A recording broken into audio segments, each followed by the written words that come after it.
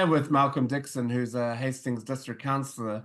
Malcolm, just moving on to the broader picture of council debt and the whole recovery process. You've been through quite an arduous long-term plan or three-year plan process, in which there was a lot of talk about the high rates increase that you had set out for ratepayers.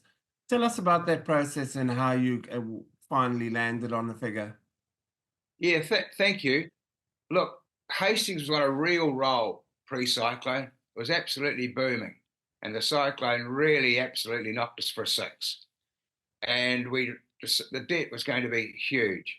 So they had a working party, and I wasn't on this working party, but they went through everything line by line to see whether they could knock things back and what could come out of it.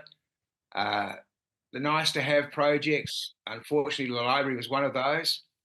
And then they settled on a figure of about 25%. And that was unacceptable.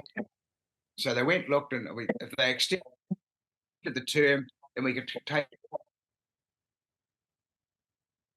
And that's going to be tough for many, many people out there. Okay, you just cut off there. Can you just repeat your last sentence, what you said there, Malcolm? Oh, sorry about that. I feel very sorry for those ratepayers and that are really struggling out there. But it seems to be the case right across New Zealand. They've had high rate increases right across the board. And ours was driven by the cyclone, and no one can help that. Yeah, you did also overspend on your operating costs, which some might say has got nothing to do with cyclone, with the cyclone. What do you have to say about that?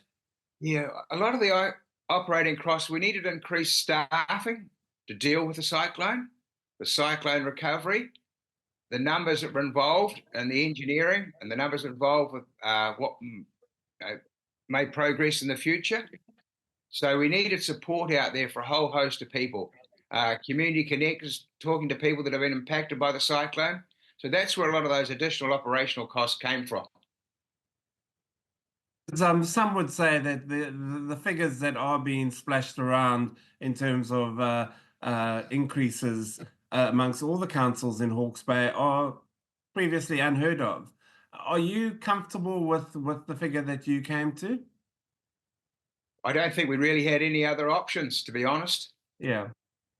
And I think when we had COVID, hindsight would tell us we made a wrong decision to keep it at 1.9.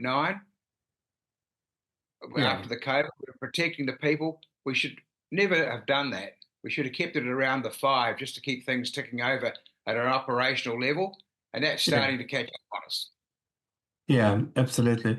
Now, one of the issues that came up for debate in terms of as you were trying to go through this process of cutting costs was the Frimley pool.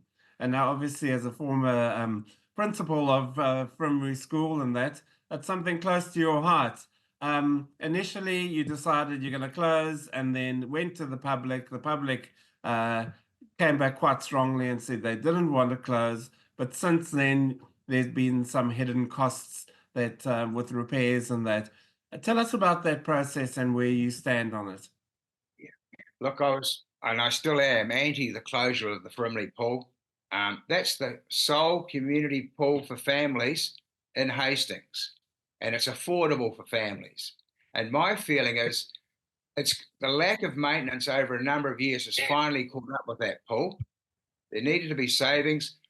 We haven't made a decision yet, and we need to discuss it, but I'd like to see it being mothballed because it may well be needed in the future. I mean, that's fairly good land that it's on. Do you think it's not better to sell it and make some money so you can actually use that to cut costs as well? No, it's reserves and parks, so unable to happen. If it was that the pool was demolished, it would have to be returned to a park, into the park. Yeah. Now, just in terms of other things, obviously one of the other things that was on the agenda is Toy, and there was a bit of an overspend there while activity had increased. The costs, particularly cleaning, was pretty high. What's your view on what Toy should be? Is it something that the community should pay for, or is it one of those things that the council should be offering as a service or to the community? Really, Toy and the associated buildings around it, that's the economic powerhouse for our CBD. The number of people that it actually brings into town to see a whole lot of shows and then visit the restaurants and the cafes afterwards or before. And so I think there needs to be a ratepayer contribution to go towards Yeah.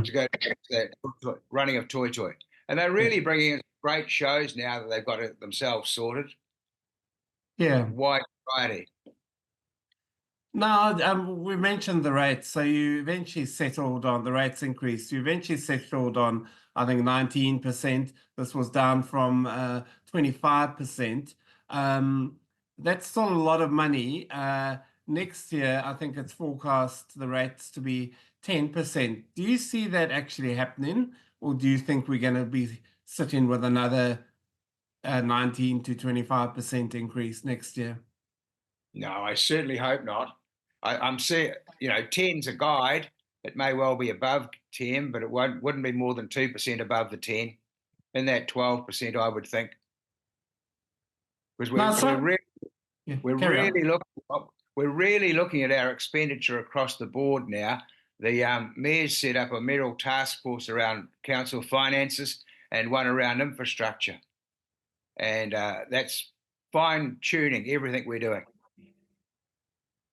Yeah, because some people felt that the reduction from 25 to 19, while it was really great to have, it wasn't from savings, it was from more borrowing. Your debt level is sitting at I think 400 million and is projected to by I think 2030 to go up to 700 million. That's eye-watering in many people's eyes. Yeah, let's hope not, Andrew. Let's hope not. It doesn't reach there, but that's a maximum that's out there. We're hoping for a lot more central government money. When you look back to Christchurch, central government funded all their repairs, and for us, it's been between 50 and 75% of it. So the ratepayer, unfortunately, across Hawke's Bay, has to pick up the additional stuff. Because borrowing to keep things going and effectively give a rates cut is not sustainable, surely. No, it's not. Have to agree. Yeah. Have to agree. No, I mean, as you've just you mentioned earlier, I mean, the cyclone was a game changer. And the problem with Hastings is you've got lots of rural areas, you've got lots of bridges and roads that were munted in the cyclone. How, from your perspective, is the recovery going? I believe it's going exceptionally well. They've really got onto it. The group that have been looking after the recovery have been very, very good. They've kept us in touch with everything they've been doing. I don't think people realise the devastation that's out there. You've only got to go to Kirraroo Gorge and have a look at the bridge replacement that's required and the immense project that happens to be. And the one now at Hukitapu, that particular bridge, they're huge costs for any council to have to wear. Yeah.